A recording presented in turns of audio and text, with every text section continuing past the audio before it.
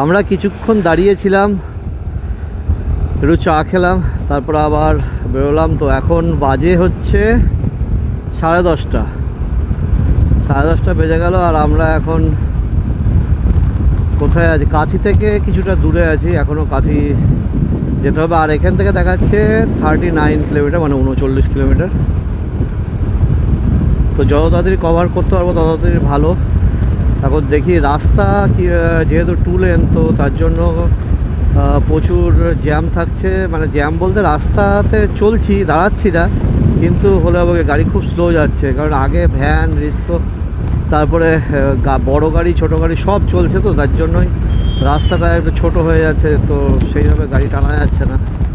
তবে এইদিকে রাস্তা খুব ভালো, রাস্তা সম্বন্ধে কোনো মানে আমার কিছু বলার নেই। রাস্তা খুবই ভালো এখানে, এত সুন্দর রাস্তা যে গাড়ি চালিয়ে মজা পাচ্ছি সত্যি।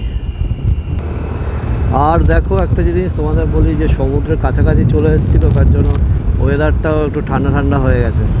মানে গাড়ি চালাচ্ছি তো গরমটা অতটা লাগছে না, ঠান্ডা একটা হাওয়া সবসময় থাকছে। নাহলে যখন পুরুলিয়া গেছিলাম সেই কী যে গরম লাগছিল, সেই তুলনায় এখানে তো অনেক ঠান্ডা। যেহেতু একটা সমুদ্র এলাকা, এখানকার একটা ওয়েদারই অন্যরকম হয়।